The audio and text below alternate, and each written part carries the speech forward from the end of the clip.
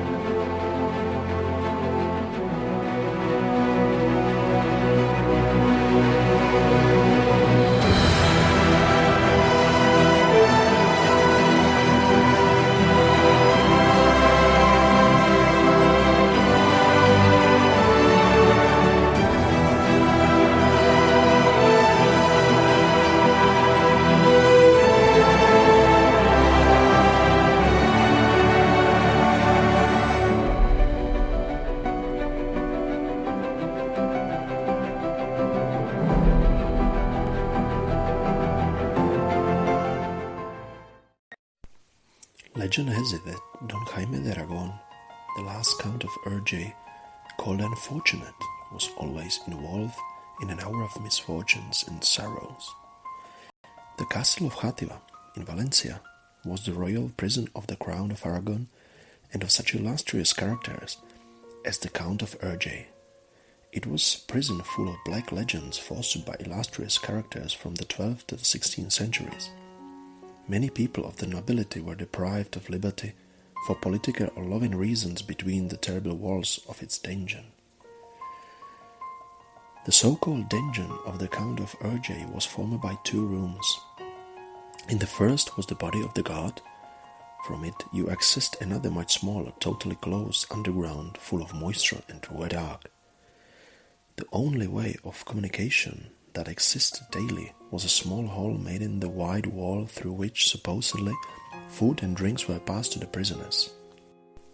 In this cell of noble lineage, people were imprisoned as influential as the Count of Urgell, the Duke of Calabria, and Diego de Borja, among many others. The Count of Urgell was a very wealthy man. However, the problems he suffered during his life were always brought by third parties. He paid for the faults of others. He was not a hero nor proud, but from his childhood he was very badly advised by his mother and friends. If this had not happened, very possibly he would have been crowned King of Aragon. They say that Urgell County was, during the Middle Ages, state and independent territory of the crowns of Aragon and Valencia. The House of Urgell was the most powerful in all of Catalonia until the death, in the 15th century, of King Martin I.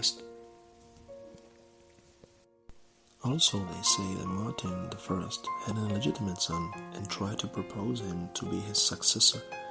This fact was not accepted by any of the other suitors. They say that on his deathbed, Martin I expressed his desire that the successor to the throne be the one who deserved it most. These rumors caused great confrontation between the possible successors. With the death of this king, ended a dynasty in the crown of Aragon that had lasted 7 centuries. That he died, the Gaspe commitment began, a pact that the representatives of the crowns of Aragon, the county of Catalonia, and the kingdom of Valencia should reach. From here the new king of Aragon would be elected. But the Catalans never agreed, while the Aragonese and Valencians, united by the wool trade that came from Castile, were supporters of Fernando de Trastámara. Two were the preferred suitors, the Count of Urgell and Fernando de Trastámara. In Alcañiz, Teruel, the Catalans and Aragonese signed the Concord, where they established that each one should contribute 3 candidates. However, the Kingdom of Valencia refused to sign at first. The Count of Urgell had already begun to organize his military resistance. He sent a large army from the city of Valencia to the vicinity of El Puig. They were already waiting for the enemy troops. The noble knights joined the traditional ritual of awaking the weapons, where the soldiers, with their swords, beat their shields fiercely, shouting, "Wake up, iron!" The opposing troops performed the same ritual, turning the battlefield into a place full of hatred and revenge. "Death, death, death," they all shouted in unison.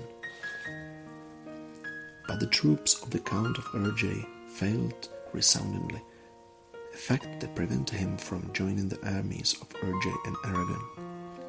With the Caspe commitment, the introduction of the Kingdom of Castile into the Aragonese throne began. The Castilian became the official language of the court, and the Aragonese was relegated to oblivion. Fernando tried to agree with Count of Urgell multiple times, but he, absorbed by the character of his mother, who had repeated time and again, son or king or nothing, did not recognize at any time his support for the representative of the Trastamara. Consequence, a war again. The Count of Urgell took refuge in the castle of Balaguer, Lleida, waiting for the help of the English. The siege by Fernando troops lasted almost 3 months. The city was bombarded mercilessly during night and day. Fernando, eager for revenge, had gathered his best troops to defeat once and for all his eternal rival. It was so brutal that the same inhabitants of Balaguer bought food from the enemy troops. In the midst of this chaos, his wife, the Infanta Isabel, came asking mercy to Fernando the Trastamara. Kneeling at his feet, she asked him to forgive his life in exchange for his surrender. So, the Count of Urgell was taken prisoner. The confiscation suffered by the family not only focused on their land and income, but also withdrew everything: furniture, jewelry, books, clothes. The women were forced to leave for Zaragoza, and were also humiliated terribly by forcing them to attend the lavish coronation of Fernando I, King of Aragon. The Count of Urgell suffered all kinds of humiliation where he was imprisoned. He lived for 20 years locked between the walls of Mora de Toledo, the Alcázar of Madrid, Ureña, Teruel, and finally in Játiva. In Játiva Castle, it was where he was treated in a more dignified and less rigorous way. He was even allowed to leave the cell and see the sunlight. All these favors were due to the visit of the future Alfonso VI, El Magnánimo. When he looked at this prisoner so thin, so lost-looking, with terrible expression of pain and sadness marked on his face, he felt so deeply moved that he wanted to pardon the Count of Urgell, but was quickly advised against it to avoid uprising and clashes with Catalonia. So he tried to improve this man's life without granting him freedom. He allowed him to leave the dungeon outdoors. He assigned a small pension to improve his diet and clothes. He even had a small chapel built next to the dungeon so he could come when he needed it. At 9 in the morning on June 1st, 1433, the Count of Urgell died suddenly. They say it was due to natural causes. But they say that the death of the Count was one of the darkest mysteries of the Crown of Aragon. During those days, the two brothers of Fernando I, who never forgot the opposition of the Count of Urgell, were seen in the palace. The rumor that he had been killed ran throughout the town of Játiva, and not even dead, they knew how to respect this miserable man. He was taken from the castle and taken to the Convento San Francisco. 5 centuries later, his remains were moved back to Játiva Castle and buried in the chapel that they built specifically for. It was Játiva who removed the remains of the Count of Urgell from the castle to relegate them to oblivion, and it was Játiva who knew how to return to this man his eternal peace.